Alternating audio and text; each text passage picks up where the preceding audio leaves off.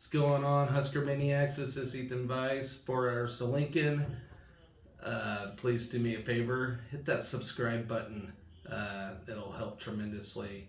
Anyway, let's get started with this thing. Quick show for you. Talk about the two basketball games that occurred last night. As the men won an ugly one against North Dakota, and the ladies lost an ugly one to KU. Um, but we'll start with the ugly loss the women had against KU last night. Uh, no surprise. For one, KU's a good basketball team, men and women. The women, not as historically significant as the men, but they are a good, solid team nonetheless. And it was at Allen Fieldhouse. Very tough place to play for anybody, for any opponent. It's just very hard to come by with a win at Allen Fieldhouse. That's all there is to it. So it's not a terrible loss on the resume. Would have been nice had they put more points on the board, but they just had a rough night, and understandably so. So let's take a look at that one real quick. So Alexis Markowski produced her seventh double-double of the year with game highs of 19 points and 11 rebounds, but it was not enough to overcome a big first half from KU and Nebraska's 69-52 women's basketball loss. With the setback, Nebraska closed non-conference play with a 9-3 overall record, including a 1-0 start in Big Ten play, while KU improves to 7-4 of the season. And those four losses were to pretty decent teams, so don't look at KU and their record and be like, oh, we lost to a terrible team, because we did not. We lost to a really good team. So keep your heads high on that. Markowski's production came against fellow Lisa Leslie Award candidate Tiana Jackson, was the only Husker to score in double figures as Nebraska struggled through its worst offensive performance of the season. And yeah, we had a hard time making buckets fall in this game. I've been bragging about how we've been sinking threes left and right, and last night we just had a terrible off night against a good KU crowd. We shot just 28.6% from the field. We were 18 of 63. So if that does any justice there, including 5 for 24 from 3-point range. We did outwork the Jayhawks on the glass, 43-36, including 19 offensive rebounds. We were plus 15 on the glass in the second half alone, while also winning the turnover battle, 15-14 for the game. So there are some positives there. KU used a big second quarter to outscore Nebraska 21-8, and that was a key second quarter there, as we just could not get nothing done. And then they built a 32-17 halftime lead. We struggled offensively against a tenacious Jayhawk defense in the first 20 minutes. Entered the contest averaging 81 points a game, but we only managed we only managed 17 in the first half.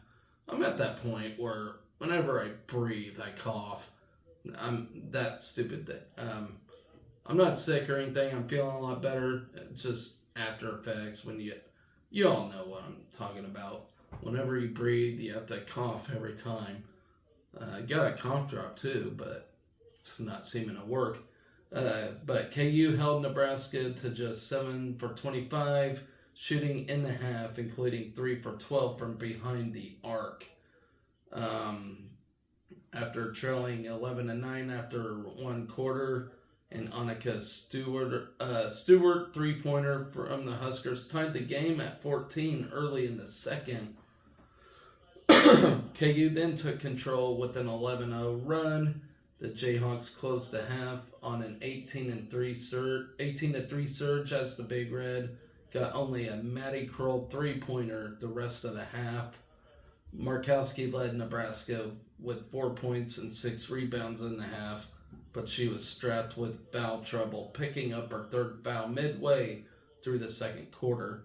Jackson led KU with 6 points and 6 boards in the half, but most of the second quarter surge for the Jayhawks came with Jackson off the floor. Zakia Franklin added 6 first half points on a pair of threes, while Holly Kerskeeter added 5 points, and guards Wyvett Mayberry and Samaya Nichols both pitched in 4 points. In the half, KU hit 13 of 31 shots, including 4-11 threes. KU won the battle of the boards 22-14 in the first 20 minutes. Then we came out fighting in the second half, getting the first 4 points from Natalie Potts and Markowski to trim the margin at 32-21. And I honestly thought we were going to make a comeback at this point. Silly me. Another Markowski basket cut the margin to 10 at 35-25 with 6:53 left in the third. The lead remained at 10 points at 42-32, but the Huskers were never able to pull within single digits. Potts finished with 6 points and 4 rebounds, while Kroll, Jess Shelley, and Callan Hake each managed 5 points on the night. Jackson finished with 12 points and 9 rebounds, while Franklin led the Jayhawks with 16 points. Nichols added 13 points, while Mayberry contributed a dozen to put in double figures for the Beaks in blue. KU hit 43.6% of its shots for the game, including 6 for 21 threes, while hitting 15 of 17 free throws. So we will take 10 days off competition. Actually, after the games last night, we got no sports till next Friday. So enjoy your guys' Christmas break with your family and friends or whatever. It's gonna be a long, a long one for us as we await more Husker sports. But it is a good time to take a break and spend time with loved ones, and yada yada yada. As you can see, my wife's all festive. Got you got all the Christmassy stuff back here, making the house all cute. I wish we can add more Husker stuff, but it's whatever. Once I get my man cave done, though, I will hopefully have more shows up there, so that way you can tell I have a Husker show going on. But as of right now, gotta settle for this. But yeah, so we won't be back in action for women's basketball until New Year's Eve against Maryland. So be a fun New Year's Eve.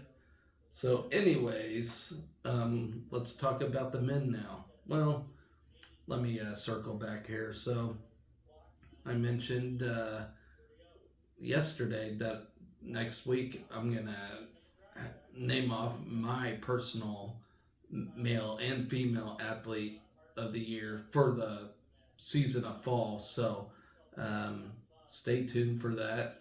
It'll happen sometime midweek next week. I'll have a lot of time on my hands next week, so I'll have to break down and make sure it is who I want to select. I know it won't be popular with everyone. Everybody's got their opinion, and that's great. Everyone should have an opinion. But I feel good about my picks. But we'll see. I know some of you will think otherwise who I will pick, but that's all right. It's all part of fun, right? So let's talk about the men's game. A terrific win, an ugly win, but a terrific win. And we're 10-2 now, so we should be feeling good. Historically, these games before holiday breaks, before Thanksgiving, Christmas, whatever, historically, we have been bad. We've been terrible at these. And we were looking like that last night, but rallied together and got the win. And couldn't be any happier to be 10-2. So, we got good wins on the resume right now. We got a win against Michigan State. We got a win against KU. The loss against Minnesota hurts a little bit. But it is what it is on that. But the Creighton loss don't look too bad right now because Creighton's looking really good. But that Minnesota loss leaves a sour taste in our mouth. And I do wish we can have that one back against Creighton. At least make it look closer as we just slumped at home at Pinnacle Bank Arena. But, whatever. Maybe we'll get a rematch sometime and we'll take them to, I don't know. But anyway, so 83-75 win against North Dakota. And as I mentioned, yesterday it wasn't going to be a walk in the park, and that's exactly what it was. It was a tough battle. We struggled against, but North Dakota's a good Summit League team, and they're gonna win. They're gonna win a lot of games this year in the Summit League. So, I'll be rooting them on for sure because you wanna the people you beat, you want to do well. Even the people that beat you, you want to do well, because it's a win-win situation. So, let's see. In that game last night, we put 6 players in double figures and used a strong second half surge to fight off North Dakota. We overcame a 14-point second half deficit by shooting 58% from the floor after halftime. We outscored North Dakota 51-33 in the final 20 minutes. The 10-2 mark does mark our best 12-game start since 2018-2019. So, good stuff right there. CJ Welcher led 6 Huskers in double figures with 16 points off the bench, including 4 3-pointers, while Jamarcus Lawrence and Keisei Tominaga had 14 markers apiece. Tominaga had 7 of his 11 second half points in a 14-1 run that saw the Huskers nearly completely erase a 46-32 deficit in the first 5 minutes of the second half. The Huskers had runs of 12-0 and 9-0 in the first 9 minutes after halftime, as we eventually built a 57-51 lead. It was beautiful to watch. North Dakota stayed within striking distance and was within 68-67 after B.J. Omot's basket with 4:33 left before Lawrence took over. The sophomore had 8 of his 14 points in an 11-2 spurt that gave the Huskers a 10-0 lead with 46 seconds left to finally subdue the Fighting Hawks. Then Juwan Gary posted his second straight double-double with 12 points and 12 boards, while Bryce Williams and Josiah Alec added 12 and 10 points respectively. So, coming off wins over Michigan State and Kansas State, got off to a slow start as North Dakota did jump to an early 8-2 lead in the first 4+ minutes. We would regain our footing with the help of Welcher, who came off the bench with a trio of 3-pointers to get within 17-13. Then you had Tyree Ihinacho, or however you pronounce his name. That dude was a stud, and he would not miss threes, and we just had a terrible time with him. But somehow, some way, we managed to shut him down. So, good, excellent stuff right there. But there was a time when North Dakota was just rebounding the shit out of us, and I think they ended up out-rebounding us overall in the game. And I think that's due to their size. That's a big team. As it appeared on TV anyway, it looked like they were a much bigger team. And I think credit to that with their size is how they out rebounded us significantly. But I love how the way we pulled together and eventually came off with a win. So uh, and then I did see the post game press conference. C.J. Wilcher mentioned teams past on the Husker squad. Teams past, he admitted, he said the team would have folded, uh, as I would guess. But he said this year's team, uh, he doesn't see that. He doesn't see the quit in this team. Um, they may have against Creighton, but they may have had a come to Jesus meeting, and after that Creighton game, and they're starting to gel a little bit. I remember an episode I did after Creighton. I said these guys need to gel together, and I think they are finally coming to. And it is almost a brand new team, but it's a damn good team.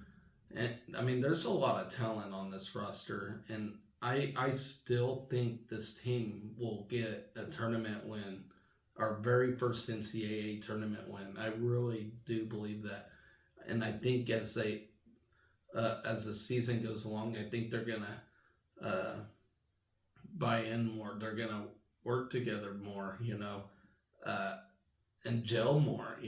Everything. I think they're gonna uh, make some noise in the Big Ten. I'm not saying Big Ten championship or anything like that. I'm not crazy here, but I think they're gonna make some noise and cause a little ruckus. But that's my opinion. I really see it.